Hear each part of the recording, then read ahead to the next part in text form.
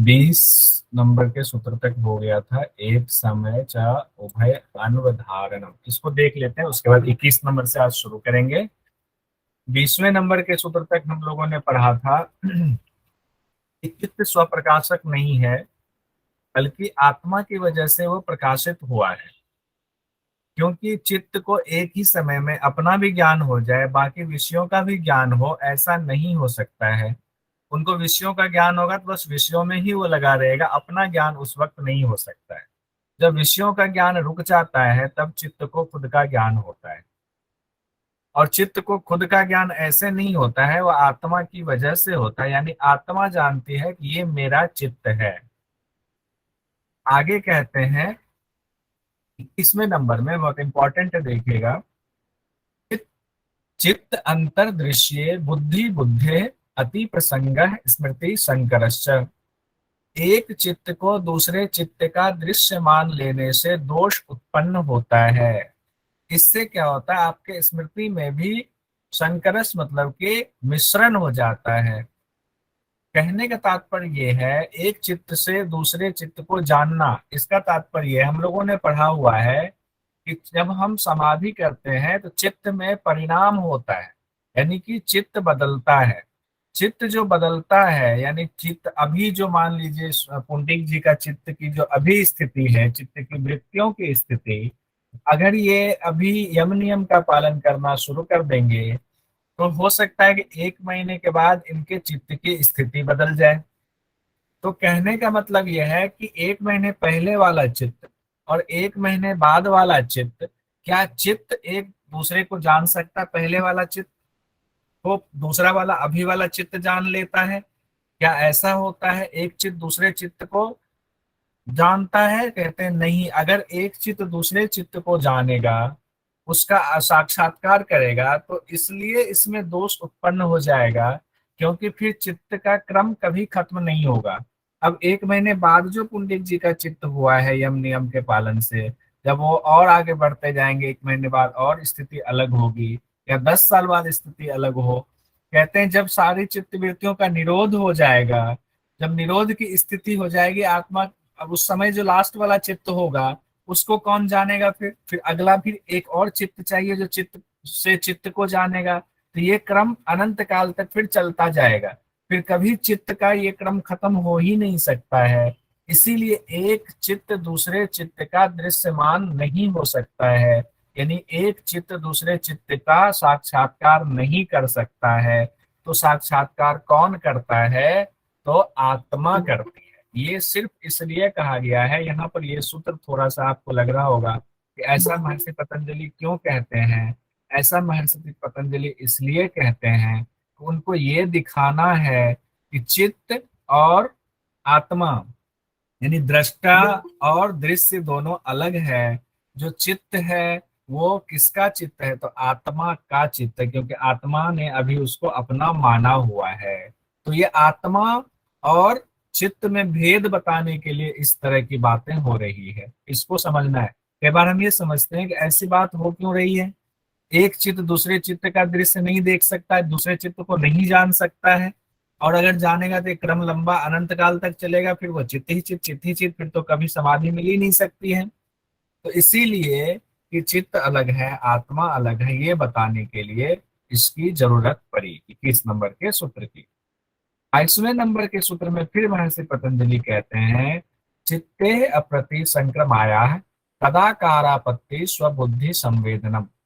यानी कि जो चेतन शक्ति है, दो चीजें यहाँ पर हैं। एक चेतन शक्ति यानी कि आत्मा को चेतन शक्ति कहा गया है, और जो आपकी का चित्त है और चित्त से जितने परिणाम होकर के पंच महाभूत तक पहुंचा उसको जड़ शक्ति कहा जाता है। वो अचेतन है, वो चेतन नहीं है। तो अब एक चेतन है और एक जो है जड़ है। जड़ और चेतन दो शब्द आता है और इससे संबंधित क्वेश्चन भी पूछे जाते हैं, जो कि अब तक कई बार हम लोग रिपीट कर चुके हैं। कहते चेतन शक्ति क्रिया से रहित होता है, यानी चेतन शक्ति आत्मा जो है वो क्रिया से रहित होता है, उसमें क्रिया नहीं होती है, वो क्रिया नहीं करती है।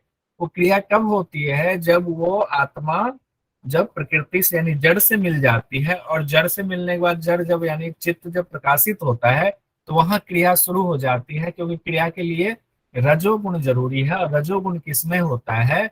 वो आपके प्रकृति में होता है, क्योंकि आत्मा गुणों से रहित है, इसीलिए आत्मा को, चेतन शक्ति को क्रिया से रहित कहा गया है।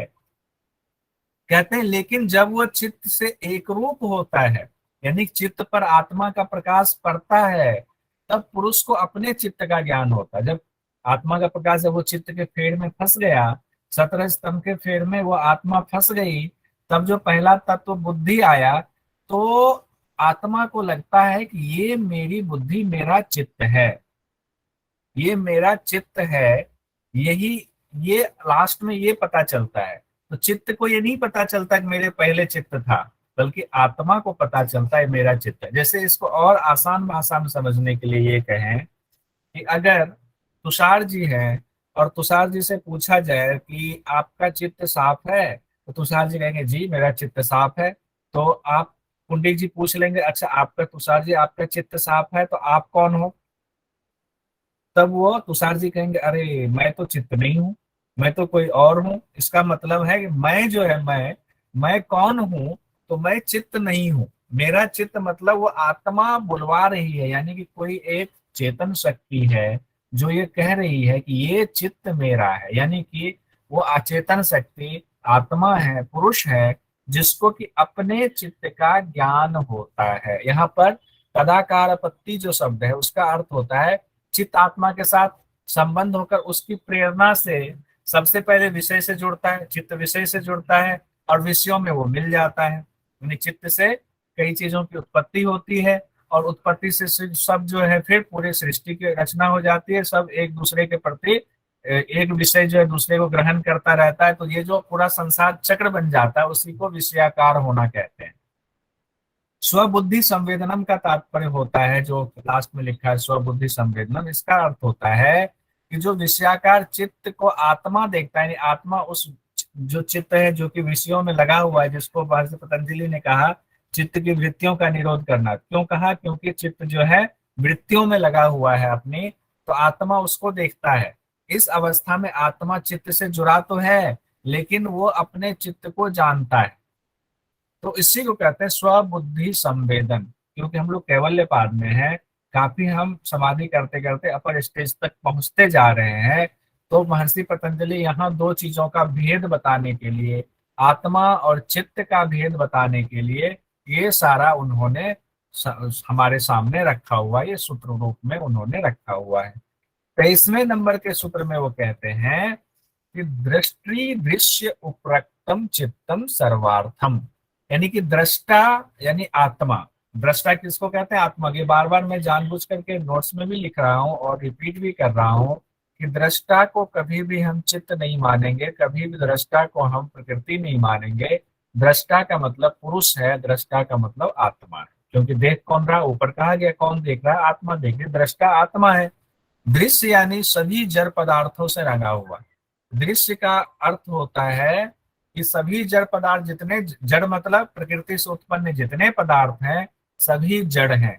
प्रकृति खुद भी जड़ है और उससे उत्पन्न सारे पदार्थ भी जड़ ही हैं। तो कहते हैं कि वो जो चित्त है जो कि सभी रंगों से जड़ा हुआ, सभी जड़ पदार्थों से रंगा हुआ है, वो सब अर्थ वाला सर्वार्थम हो जाता। अब यहाँ थोड़ा सा समझने में दिक्कत होती है, ये सर्वार्थम का क्या तात्पर्य है।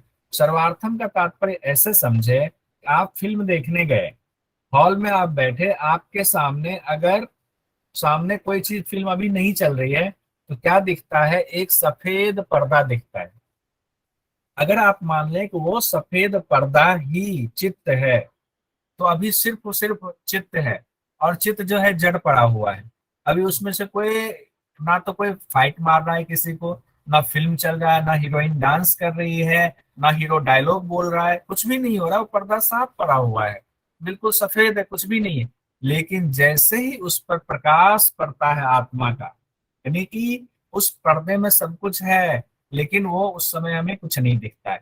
उधर से मशीन चलती है, ईश्वर की मशीन चली पीछे से, और उस पर्दे पर, सिनेमा के उस पर्दे पर प्रकाश पड़ता है।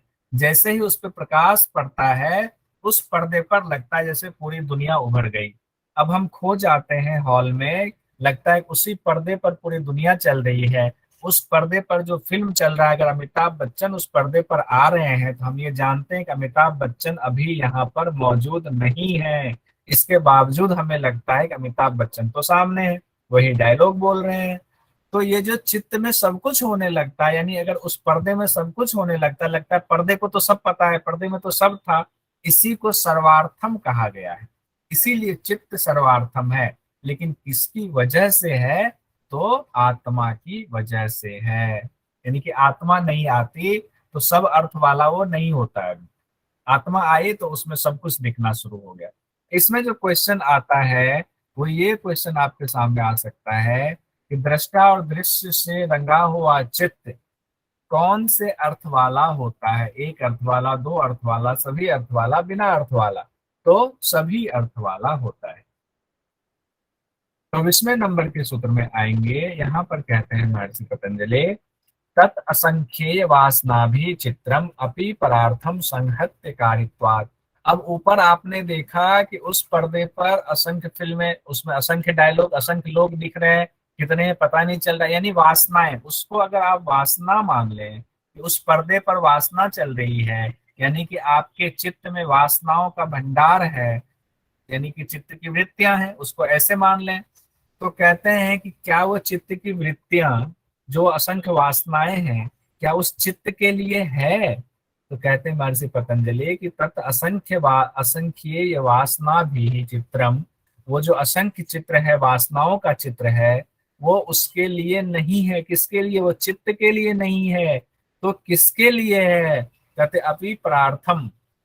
अपि परार्थम का मतलब होता है उसके बावजूद वो किसी और के लिए, परार्थम मतलब किसी और के लिए है। तो कहते हैं किसके लिए? वो किसी और कौन है? तो कहते हैं वो पुरुष है। वो पुरुष के लिए है। तो पुरुष के लिए प्रकृति का क्या प्रयोजन है? पुरुष के लिए प्रकृति का दो प्रयोजन है। ये एग्जाम में आता है, इसलिए बार बार इसको भी रिपीट करता हूँ। भोग और अपवर्ग कराना, यही प्रकृति का काम है, यही चित्त का भी काम है। हम दो ही काम के लिए आए हैं। हमारा काम है प्रकृति भोग करना चाहे भोग करा दो, और भोग करके जब वो थक जाए पुरुष, आत्मा, उनको लगे कि अब हमें भोग से कोई लेना देना नहीं है, हमें हम वैराग्य हो गया भोग को भोगते भोगते, तो अब क्या होगा? वो मोक्ष की तरफ जाएगा, उसको अपवर्ग दिलाना। तो वो दोनों ही काम हम लगी रहती है। इसीलिए अब आपके ऊपर है कि आप भोग करना चाहते हो या अपवर्ग करना चाहते हो। प्रकृति इसमें आपको सिर्फ मदद करेगी। भोग करना चाहो उसमें भी खूब भोग कराएगी, अपवर्ग करना चाहो तो उसमें भी प्रकृति मददगार होती है। परार्थ का शब्द हम लोगों ने देख लिया। अब इसमें उदाहरण के लिए आप कर सकते हैं, जैसे घड़ा है। घड़ा को अगर माना जाए प्रकृति, तो घड़ा अपने अंदर पानी अगर रखता है तो अपने लिए नहीं रखता है। घड़ा किसके लिए पानी रखता है? पीने वाले के लिए रखता है। आप घड़े में ठंडा पानी पी रहे हो, तो अगर आप मान लो आत्मा हो, तो घड़े ने आपको संतुष्टि दी है। जैसे एक घर है, बहुत सुंदर घर बना हुआ, क्या घर घर में रहेगा? नहीं, वो घर किसके लिए है? उसमें जो लोग रहते हैं उसके लिए वो सुंदर घर बना हुआ है। तो उसी तरीके से वो घर को अगर माने प्रकृति, तो उसमें रहने वाले लोग उसकी क्या हो गए? आत्मा हो। तो वो घर किसके लिए है? आत्मा के लिए है। उसी तरह से कहा गया असंख्य वासनाएं हैं, वो वासनाएं किसके लिए हैं? उस चित्त के लिए नहीं है, उस प्रकृति के लिए नहीं है, वो उस पुरुष के लिए है। उसके बाद कहा गया है 25वें नंबर के सूत्र में, विशेष दर्शिन आत्म भाव भावना विनिवृत्त। देखिए सूत्र में ही अर्थ छिपा होता है। कहते हैं जब विवेक ज्ञान मिलता है, विशेष दर्शन मतलब जब विशेष दर्शन हमें हो जाता है। किसका दर्शन हो जाता है? जब हम चित्त का, आत्मा देख लेती है कि ये मेरा चित्त है, तो इसका मतलब है कि उसने देख लिया कि मैं भी हूँ, यानी मैं हूँ आत्मा और ये मेरा चित्त है। तो उसको भेद पता चलता, अरे मैं तो कहाँ इसके फेर में फंसा था, ये तो चित्त है और सारी वृत्तियां तो इसकी है, मेरी तो वृत्तियां है ही नहीं। तो उसको साफ साफ दो भेद तो पता चल गया कि एक चित्त है, एक मैं हूँ, और दोनों अलग अलग है, दोनों के संस्कार अलग हैं। उसमें 17 स्तंभ है, मेरे अंदर 17 स्तंभ नहीं है। तो ये इसी को विशेष दर्शन कहा गया है। उसी को विवेक ज्ञान भी कहा जाता है, विशेष दर्शन को, यानी कि विशेष दर्शन हुआ। जब विशेष दर्शन हुआ तो चित्त और आत्मा का भेद साफ हो गया। तब कहते हैं आत्म भाव भावना। आत्म भाव भावना का अर्थ है कि अभी बहुत सारे लोग हैं, हम आप हैं, हम ये जानना चाहते हैं ये आत्मा होती कैसी है, ये क्या है आत्मा जो हमारे अंदर है, हमें संचालित कर रही है। हम उस आत्मा के भाव को देखना चाहते हैं कैसी है। लेकिन जैसे ही आपने देख लिया कि आत्मा का दर्शन कर लिया, चित्त का दर्शन कर लिया, तो आत्म भाव भावना की विनिवृत्ति हो गई। निवृत्ति मतलब कि अब जैसे कि हमने देख लिया, अब देखने की जिज्ञासा को खत्म करना ही विनिवृत्ति कहते हैं। यानी कि सपोज कीजिए कि नरेश जी कोई चीज रुमाल में छिपा कर ले जा रहे हैं, और नरेश जी उधर से छुपा कर ले जा रहे हैं, सुरेश जी ने देख लिया। अब सुरेश जी नरेश जी पीछे पड़ गए कि मुझे दिखाओ रुमाल में क्या है क्या है क्या है। वो थोड़ी देर कहेंगे नहीं दिखाऊंगा नहीं दिखाऊंगा नहीं दिखाऊंगा, और अब सुरेश जी पीछे पड़ गए, नहीं दिखाओ दिखाओ दिखाओ। अब थोड़ी देर बाद उन्होंने रुमाल खोल दिया, तो रुमाल खोल दिया तो देख लिया कि रुमाल में इमली है। ठीक है, देख लिया तो अब तो जिज्ञासा खत्म हो गई ना। तो वो जो देखने की जिज्ञासा खत्म हो गई, यानी कि अगर मान लीजिए कि उसमें आत्मा थी और क्या है क्या है क्या है दिखाओ, तो उसको देख लिया, ये तो आत्मा है। तो आत्मा को देखने की जो भावना थी उसको खत्म होना, उसी को निवृत्ति कहा गया है। आत्म भाव भावना विनिवृत्ति, जानने की जिज्ञासा, अब आत्मा को जानने की जिज्ञासा खत्म होगी क्योंकि हमने जान लिया।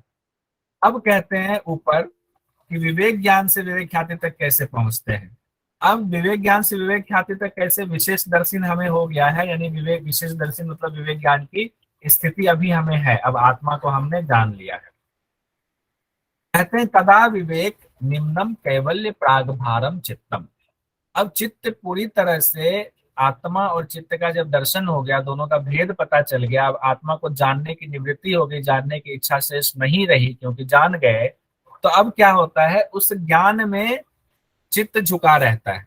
कौन से ज्ञान में, विवेक ज्ञान में, कि चित्त, आत्मा और चित्त, आत्मा और चित्त अब सामने से साक्षात्कार हो गया। तो इसी को विवेक ज्ञान की स्थिति कहते हैं। अब विवेक ज्ञान चलता जा रहा है, चलता जा रहा है, विवेक ज्ञान में ही है। जैसे कि फल लग जाता है किसी वृक्ष पर तो वृक्ष झुक जाता है, उसी तरह से यहाँ फल जो है विवेक ज्ञान को माने, तो विवेक ज्ञान में हम झुके हुए, वो चित्त झुका हुआ है। किस तरफ झुका हुआ, झुक के कहाँ जाएगा, तो वो कैवल्य की तरफ अग्रसर हो रहा है। तो क्यों चित्त, क्यों केवल की तरफ अग्रसर होगा, चित्त को केवल चाहिए क्या, नहीं। हम लोगों ने ऊपर पढ़ा है चित्त के दो कार्य हैं, भोग और अपवर्ग। तो चित्त भी आपको केवल यानी अपवर्ग कराने के लिए वो मदद कर रही है। यानी चित्त विवेक ज्ञान की तरफ जो झुकी हुई है, तो केवल प्राप्ति की तरफ जो आप अग्रसर हो रहे हैं उसमें मदद कर रही है। प्राग भारम शब्द का यहाँ अर्थ है सामर्थ्य से युक्त ऐसा चित्त अब आपका हो गया जो आपको कैवल्य की प्राप्ति के लिए अब उसमें सामर्थ्य है, वो आपको अब अपवर्ग कराने वाली है। उसके बाद कहते हैं ततः छिद्रेषु प्रत्यय अंतराणि संस्कारेभ्यः। अब वो जो विवेक ज्ञान में झुका हुआ चित्त है, जो आपको कैवल्य की ओर ले जाने के लिए, जो आपको अपवर्ग कराने के लिए ले जा रही है, तो विवेक ज्ञान आपका चलता जा रहा है। लेकिन कहते हैं ततः छिद्र, छिद्र मतलब क्या होता है, किसी चीज में छिद्र हो जाना, मतलब कि कोई चीज गड़बड़ हो जाना, उसमें कोई अभी थोड़ा सा है, गड़बड़ी है, उसमें छिद्र हो गया है। तो छिद्र का यहाँ तात्पर्य ये कहा गया है कि जब विवेक ज्ञान का प्रवाह चल रहा है तो बीच बीच में वो प्रवाह टूटता भी है। उसी प्रवाह टूटने को यहाँ छिद्रेशु शब्द से प्रेरित किया गया है कि विवेक ज्ञान का प्रवाह बीच बीच में टूट जाता है, थोड़ी देर के लिए टूट गया, फिर विवेक ज्ञान आया, फिर टूट गया। तो कहते हैं जिस समय विवेक ज्ञान टूटता है, विवेक ज्ञान का प्रवाह टूटता है, विवेक ज्ञान थोड़ी देर के लिए भी छूटता है, उस दौरान क्या होता है, हम संसार की तरफ चले जाते हैं। यानी सांसारिक वस्तु हमारे सामने फिर उपस्थित होनी शुरू हो जाती है, भले ही कम मात्रा में हो, जिस वक्त टूटता है उसी दौरान होना। उसी को कहा गया है कि विवेक ज्ञान जैसे ही टूटता है वैसे ही सांसारिक ज्ञान का उत्थान होने लगता है। संस्कारेभ्य है, वो संस्कारेभ्य मतलब कि व्युत्थान, इसी को व्युत्थान भी कहते हैं कि संस्कारिक संसार का जो वृत्तियां हैं उसका उत्थान बीच बीच में होता है। उत्थान कब होता है, जब विवेक ज्ञान के बीच में छिद्र हो जाता है, बीच बीच में विवेक ज्ञान टूटता है। तो अभी विवेक ज्ञान हमें आया लेकिन अभी टूट वाला विवेक ज्ञान है, तो विवेक ज्ञान को हमें क्या करना, वो छिद्र को भरना है। छिद्र को भरेंगे तो विवेक ज्ञान दृढ़ होगा, विवेक ज्ञान की अभी पूरी सिद्धि नहीं हुई है, इसीलिए बीच बीच में सांसारिक जो है संस्कार उपस्थित हो जाते हैं। अब वो सांसारिक अब जो उपस्थित होते हैं ज्ञान, उसको हमें पूरी तरह से हटाना है, पूर्व संस्कार का नाश करना है हमें, तो हम उसके लिए आगे बढ़ेंगे। तो कहते हैं कैसे आगे बढ़ेंगे, हाना हानम एशाम क्लेशवत उक्तम। इसको पढ़िए, सुनिए, बहुत सुंदर है ये 28 नंबर का सूत्र। कहते हैं अब वो जो संस्कार बीच बीच में आ जाता है विवेक ज्ञान के प्रवाह के टूटने से, उनको आप कैसे नष्ट करेंगे? तो महर्षि पतंजलि कहते हैं कि हानम, हानम मतलब नाश करना, ऐशाम मतलब लौकिक संस्कारों का, वही लौकिक संस्कार जिसकी 27 नंबर में चर्चा की गई है, क्लेशवत, क्लेशवत उक्तम, यानी कि जैसे क्लेश को आपने खत्म किया वैसे ही इन संस्कारों को भी खत्म करना है। उक्तम मतलब जो पहले कहा गया है। तो अब याद कीजिए, जब पंचक्लेश आपने पढ़ा था तो पंचक्लेश को छीन करने के लिए क्या था? क्रियायोग हमने पढ़ा। क्रियायोग से क्या था? क्लेश छीन होता है। पढ़ा था सब लोगों ने, याद कीजिए, मेमोरी में लाइए, बोलिए कोई माइक खोलकर कि हाँ। जी सर, तप स्वाध्याय ईश्वर प्राणिधान 3। तो उस समय आपने पढ़ा था क्लेश को खत्म करने के लिए क्रिया योग से क्लेश तनु हो जाता है, पतला हो जाता है। और फिर हमने पढ़ा था कि जब क्रिया योग से क्लेश तनु हो गया तो प्रति प्रसव के द्वारा उसको नष्ट कर दो। ये भी पढ़ा था, याद है सब लोगों को?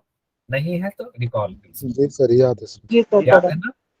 तो प्रति प्रसव की वहां चर्चा आई थी। प्रति प्रसव का मैंने कहा था, प्रसव मतलब बच्चे का जन्म लेना, और प्रति प्रसव का उसको उल्टा कर देना, यानी अगर बच्चा फिर से माँ के गर्भ में चला जाए, वो माँ अपने माँ के गर्भ में चला जाए, यानी कि वो एक तरह से कहें गुण में लीन हो जाना। जो पंच महाभूत तक है वो पंच महाभूत उल्टे क्रम में जाकर अपने गुणों में जब लीन हो जाता है, उसी को यहाँ पर प्रति प्रसव कहा गया है।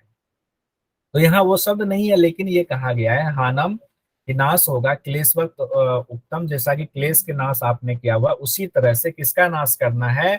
जो विवेक ज्ञान के टूटने पर, प्रवाह टूटने पर बीच बीच में जो पूर्व संस्कार आ रहे हैं, उसको नाश करने की बात आती। उसमें और भी चीजें कही थी, जैसे बाद में अष्टांग योग की चर्चा आई थी, कहा था अष्टांग योग से आपके विवेक ज्ञान की प्राप्ति होगी, और विवेक ज्ञान की प्राप्ति होगी तभी आप आत्मदर्शन कर सकते हैं। तो उसमें व्याख्या में अगर जाएंगे और लंबा हो जाए, मैंने छोटी व्याख्या उसको करके दिया। अब 29वें नंबर के सूत्र में कहते हैं कि विवेक ख्याति की स्थिति और धर्म में एक समाधि की प्राप्ति कैसे होगी। अभी आपने पढ़ा कि विवेक ज्ञान आ रहा था, बीच बीच में विवेक ज्ञान टूट रहा था।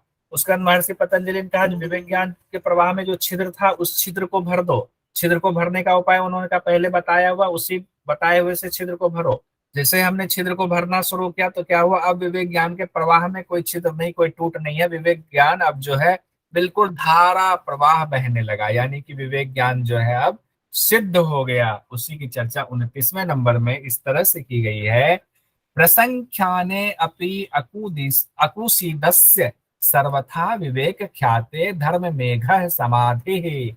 यानी कि जिस योगी का विवेक ज्ञान से भी वैराग्य हो गया, यानी कि यहाँ विवेक ज्ञान से वैराग्य होने का मतलब यह है, प्रसंख्यान का मतलब यह है कि विवेक ज्ञान अब धारा प्रवाह चल गया। अकुसीदस्य, अकुसीदस्य का तात्पर्य है कि सिद्धियां जो आपको इस दौरान मिली हुई हैं, जितने विभूति पाद में सिद्धियों की चर्चा थी, उन सिद्धियों से अब आपका लगाव खत्म हो गया, यानी कि आप राग रहित हो गए। एक ख्याति आते ही जो आपको एक पोस्ट मिलेगा, जो आपको एक स्टेज मिलता है, उसको धर्म मेघ समाधि कहते हैं। यानी कि अगर पूछा जाए धर्म मेघ समाधि कैसे प्राप्त होती है, तो विवेक ख्याति से धर्म मेघ समाधि की प्राप्ति होती है। तो यहाँ इस तरह से सवाल पूछा जाता है कि विवेक ख्याति से क्या होता है, तो धर्मिक समाधि होती है। और धर्मिक समाधि कैसे प्राप्त होती है? तो विवेक ख्याति से प्राप्त होती है। अब कहते हैं धर्मिक की समाधि मिल गई, कैसे पता चलेगा?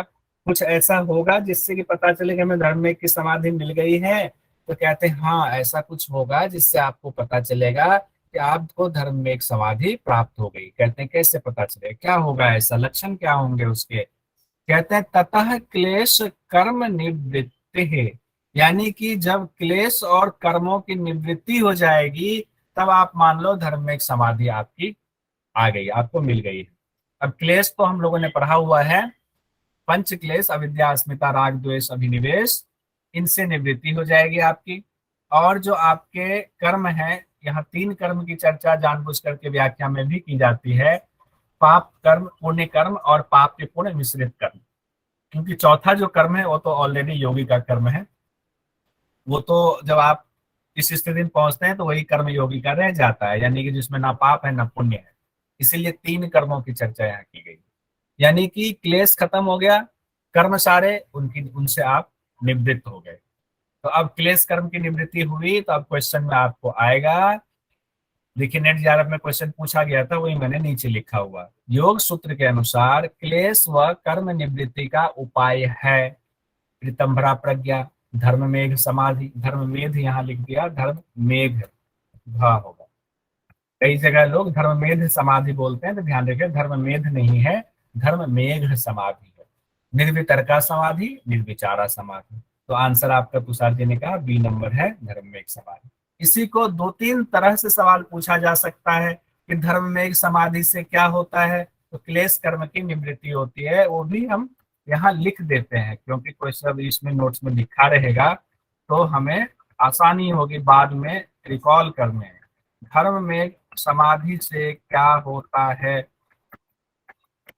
तो ऑप्शन में दे देंगे हम 3-4 ऑप्शन रहेगा इसमें। क्लेश की निवृत्ति, दूसरा दे दिया हमने कर्मों की निवृत्ति, उसके बाद हमने दे दिया समाधि की निवृत्ति। ऑप्शन में और भी कुछ भी दिया जा सकता है, तो अभी दिमाग में जो आ रहा है वो डालता जा रहा हूँ। और एक कुछ मान लो है, और हमारे पास कूट दे दिया, तो कूट में हमारे पास पुंडलिक जी ने, तुषार जी ने, सब लोगों ने कूट पहले ही रख दिया, 1 और 2 होगा। तो हमें ये याद रखना, धर्मिक समाधि मतलब क्लेश कर्म से निवृत्ति। 5 बार सब लोग मन ही मन रख जाए, धर्मिक समाधि मतलब क्लेश कर्म की निवृत्ति, धर्मिक समाधि मतलब क्लेश कर्मों से निवृत्ति, धर्मिक समाधि मतलब क्लेश कर्मों से निवृत्ति। ठीक है, धर्मिक समाधि से क्लेश कर्म की निवृत्ति हुई, और क्लेश कर्म की निवृत्ति होने से क्या हुआ, योगी का ज्ञान अब जो है एक रूप हो जाएगा। अब 31 नंबर पर हम आते हैं कि क्लेश कर्म की निवृत्ति होने पर क्या क्या होगा। तो क्लेश कर्म की निवृत्ति होने पर कहते हैं तदा सर्व आवरण मल अपेतस्य ज्ञानस्य आनंत्यात ज्ञेयम अल्पम, यानी सब प्रकार के आवरण हट जाएंगे, जो पर्दा पड़ा हुआ था, जो धूल पड़ गई थी, वो सारे धूल हट जाएंगे, बिल्कुल क्रिस्टल की तरह वो चमकने लग जाएगा, स्फटिक मणि की भांति पता चल जाएगा कि अब सारे पर्दे हट गए हैं, सारा आवरण हट गया है। तब ऐसा ज्ञान सीमा रहित हो जाता है। तब जो ज्ञान होता है, अब उस ज्ञान की कोई सीमा नहीं है। लेकिन यहाँ पर एक चीज शब्द का इस्तेमाल लास्ट में किया गया, ज्ञेयम अल्पम, यानी कि जानने के लिए बहुत थोड़ा सा बचता है, यानी कि अभी भी पूरा नहीं हुआ है, थोड़ा सा बचा हुआ है जानने के, यानी कि ये पदार्थ अल्प हो जाता है, बहुत थोड़े विषयों का ज्ञान रहना बाकी रह जाता है। किसके होने पर, क्लेश कर्म की निवृत्ति हो जाने पर। अब 32वें नंबर में कहते हैं, यानी कि अभी कैवल्य नहीं मिला मिला है, अभी थोड़ा सा है समय। तो कहते हैं अब आगे बढ़ते हैं, ततः कृतार्थानाम परिणाम क्रम समाप्ति गुणानाम। गुणानाम का यहाँ तात्पर्य हो गया कौन सा गुण, सतरज तम से यहाँ संबंधित चीज है।